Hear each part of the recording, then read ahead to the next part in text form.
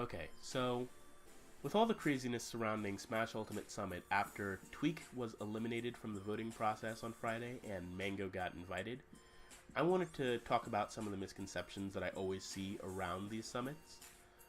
Immediate disclaimer is that I have no affiliation with the Beyond the Summit team. However, I did reach out to them a while back in order to write an article for my blog about why Smash Summit is successful and basically explain what tournaments could learn from events like Summit. That article was retweeted on the Beyond the Summit Twitter account as well as the Beyond the Summit Smash Twitter account. So hopefully that gives you guys the impression that I communicated clearly the information that I learned from interviewing them. And that article will be linked in the description below in the event that you guys want to read that. So, getting right into it, let's do it in 3 phases. Let's talk about campaigning, let's talk about viewership, and let's talk about money. So, as far as campaigning, when Tweak was eliminated from the voting process, he said that he would never campaign because he felt that it was an insult to him and everything that he had accomplished as a player. And I would agree with him if that were the purpose of campaigning. But campaigning is basically about showcasing your personality to a fan base and mobilizing that fan base to vote for you with their wallet. And in a way, that works pretty much closely with the standard esports model. Basically, for esports, you have a team, you have players, and you have sponsors. Now, a team wants to be able to grow and get more players and stuff like that. Players want to be able to have support behind them as they compete at the highest level. And in order to do all of that, they need sponsors. And sponsors want to be able to promote their brand. So that happens basically by teams acquiring players who are able to mobilize a fan base, which increases the value of the team because now people are associating the team with their favorite player, and then they're associating the brand that the sponsor has with that particular team, so on and so forth. So basically, with that, Summit is focused around increasing viewership, so they invite the players who are the most popular and the players who will provide the most interesting content and competition, stuff like that. And in turn, that allows them to have high concurrent viewership, which allows them to attract sponsors. So, on that note, concurrent versus peak viewership real quick. The standard tournament goes like this. You have the fewest people watching in the early stages of the tournament, so you have pools, and then slowly grows in the amount of people watching until you reach grand finals. Barring, like, a player who's like the crowd favorite or something like that getting knocked out early, but basically it goes like that. And while that's great to have a high number of views in grand finals, it's inconsistent and uncontrollable. So when a sponsor is looking at tournaments and saying, I wonder if I want to sponsor this event, basically they have to take on a lot of risk, because what happens is if the crowd favorites get upset or anything like that, and grand finals ends up being between 2 players that no one really wants to watch, then viewership lowers, and more than that, basically the sponsor's brand is being associated with negative emotions. It's like, oh, well, I see that HeatTap is sponsoring Genesis 6 or whatever, and it happened to be between, I don't know, player 1 and player 2. You know what, you get the point. So basically, it's like sponsors don't want their brand to be associated negatively in that way.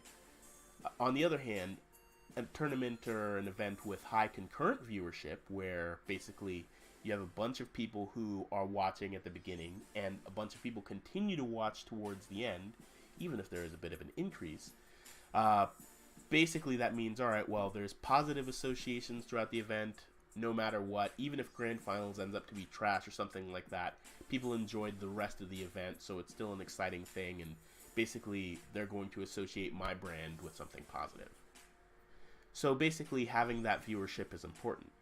And the reason that Summit is able to get that high concurrent viewership is because it's really focused on the viewership experience. Tournaments are focused more so on the people who are actually attending. Summit is basically an event that is for the viewers, by the viewers. That's also the reason why Summit's able to make so much money. So here's the point where I have to get into like one of my qualms with the Smash community. So way back when with GTX, every top player and their mother was saying how it was such a big opportunity and stuff like that to grow the scene. And even still, GTX was not able to raise the amount of money that they expected, as evidenced by the fact that subsequent GTXs have been significantly smaller. Because that was the case, basically that proves to me that my initial suspicion around these campaigns was correct, which is it's big for the players who are, promoting it, but not really for the rest of the scene. When Summit puts in this voting process and you have top players or whoever complaining, the fact of the matter is Summit's still going to get the viewership and the money because it's about giving people what they want in exchange for money. I personally want to see ZD at Summit, therefore I'm going to buy stuff and put money towards ZD at Summit. It's that simple. Whereas with a big event like GTX or something like that, it's like, oh yeah, the prize pool is big and everything like that, but what does that do for me if I'm like the average Joe player? It's like in the end, people are going to, marketing 101, people will give you money for something that they think is valuable. They're going to give you money for something that they personally want. If you're not giving that to them, and you're sort of making a nebulous promise of, oh, this will be interesting, or in the case of a big tournament or something like that, it's like, oh, this will turn out somehow or something like that, then that's, that's just not as effective. And that's also the reason why, for all the people who say, oh, this money that's going towards Summit should be going towards this tournament or that tournament or the other tournament or whatever like that, that's why that will not happen. It does not happen because these other tournaments, with the exception of some tournaments like 2GG when they do compendiums and stuff like that, and stretch goals and stuff for players, with the exception of tournaments like that, typically a major does not offer people who are watching things that they want. And the fact of the matter is, people conflate the audiences. People think, oh, well, these people going to tournaments have all this money in order to provide to this to Summit and stuff like that, but they don't have the money to provide to this tournament. But that's not necessarily true. What Summit has realized is the viewer typically has more money than the person who's actually attending the tournament.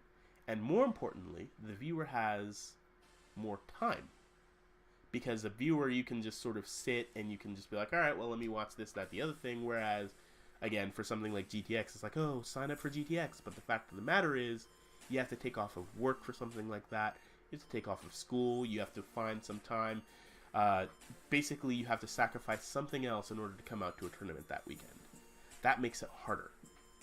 That makes it harder to go to Genesis, etc., etc., etc., which is why we need to, in my opinion, rely on viewership more so than just the people who are attending the tournaments. And on that subject of money, just getting into this last part here, basically, I understand the complaints that Summit is more so about who has the richest fans as opposed to who has the most fans. But at the same time, I've sort of made my peace with that, if only because this is the only way that I can think of where Summit is able to make enough money to actually pay the players in the way that we all want them to be paid, to do what they love, and to be able to support the event itself, which is costly, and then on top of that, to be able to pay the tournament organizers afterwards, which is important, because if players deserve to be paid for doing what they love, tournament organizers should also be considered in that conversation. Tournament organizers shouldn't have to say to sell their house or anything like that in order to be considered to be noble, or to be considered to be, okay, well, they did something amazing for the community. It's like, that's great to get the praise from the community, but in the end, it's like everyone needs money to live. And it's like, as a result of the Summit voting process, they've been able to do that. And most of the money, for the record, does go towards, at least from what I've heard and from what I've been told, most of the money goes towards the event. Most of the money goes towards the players. So, in the end, I'm fine with that. That's basically that for this video. What I do want to say, lastly, though, is we really do need to learn as a community how to give people what they want in the same way that Summit does.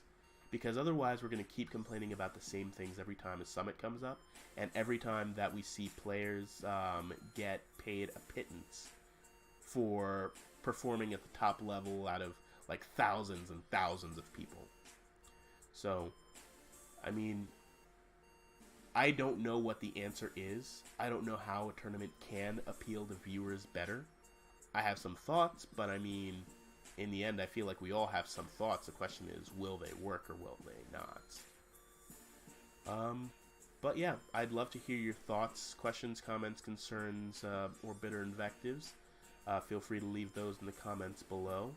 Yeah, I'll see you guys next time.